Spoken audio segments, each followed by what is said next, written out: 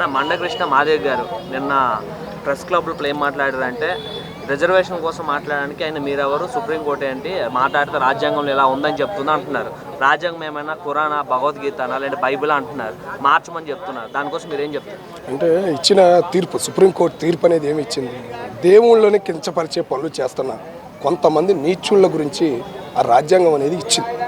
దాన్ని కూడా రిజర్వేషన్ కింద నెట్టి వీళ్ళేందో వాళ్ళకి అన్యాయం జరిగిపోతుంది, వాళ్ళకి అసలు రిజర్వేషనే తీసేస్తారు అన్న ఫీలింగ్లో పడి మాట్లాడారా మందకృష్ణ మాదేవ్ గారు అర్థం కావట్లేదు. మళ్ళీ ఇంకోసారి అంబేద్కర్ గారు రాజ్యాంగం గురించి చెప్పాడు.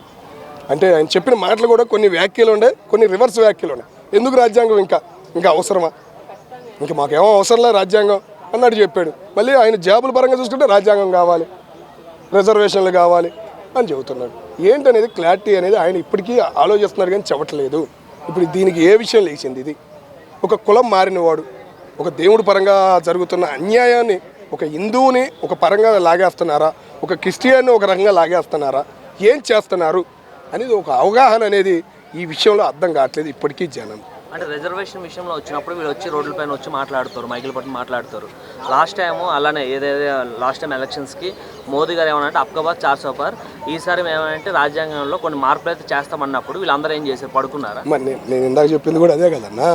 అప్పుడు ఆయన మోడీ గారు రాజ్యాంగం కొద్దిగా రిజర్వేషన్ తగ్గిస్తే మిగతా వాళ్ళు కూడా సామాన్యులు బాగుపడతారు అని చెబుతున్నాడు. అన్ని కులాల్లో ఉన్నారు ఇప్పుడు రిజర్వేషన్ మీద.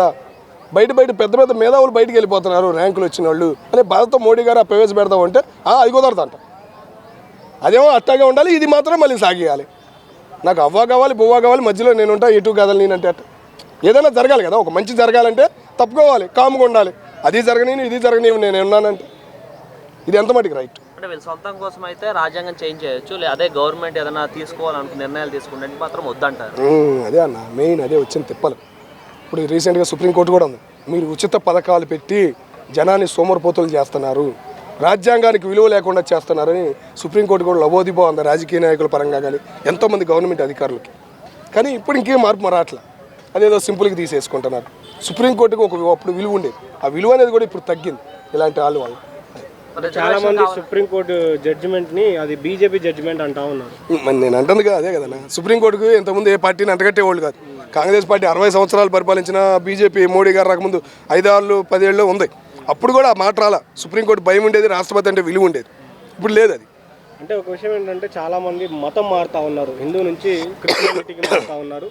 సో అట్లాంటి వాళ్ళలో ఎస్సీలకి ఎందుకు ఈ రిస్ట్రిక్షన్? అంటే మిగతా ఎస్టీలు కావచ్చు, బీసీలు కావచ్చు, ఇంకా ఓసీలు కావచ్చు, చాలా మంది కూడా మతాలు అందరికీ వర్తిస్తుంది. ఎస్సీలకి ఎందుకు? ఎస్టీలకి ఒక్కడికి పెట్టలేదన్నాడా? మతం మారిన ప్రతి ఒక్కరికి వర్తిస్తుంది. ఇప్పుడు ఎస్సీలోకి మారుతున్నారు, ఇప్పుడు దేవుడు మారుతున్నారు, దేవుడి పరంగా ఎస్సీ సర్టిఫికేట్ కావాలంటున్నారు, ఇచ్చేస్తున్నారు. అది ఎట్లా అయింది? ఇప్పుడు పుట్టిందేమో రెడ్డి కమ్మ మిగతా అలా పెద్ద జాతిలో, మరి పోయి ఆ జాతిలో మళ్ళీ సర్టిఫికేట్ తీసుకుంటే పోయిద్దిగా.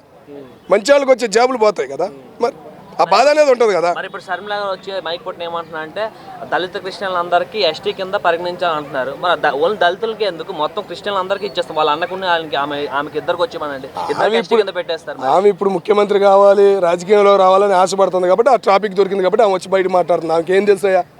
ఆమెకేం తెలుసు చెప్పు? మరి కేఏ పాల్ ఉన్నాడు చూసావా, కేఏ పాల్ని తొక్కేశారు అలా వైఎస్ రాజశేఖర రెడ్డి గారు, ఇలా ఆయన ఎంత మేధావి, అలాంటి మేధావినే బాబా చేసేసారు వీళ్ళు. అదే అంటుంది. దక్షిణాఫ్రికా వెళ్ళి చర్చిల్ని ఎంతో మందిని అభివృద్ధి చేసింది ఆమె గారు. ఆ చరిత్ర అనేది ఆమె మర్చిపోతుంది. ఇప్పుడు ఏమో మళ్ళీ మాట్లాడుతుంది దళితుల గురించి. ఆ మాట్లాడే అర్హత కూడా ఆమెకి లేదు.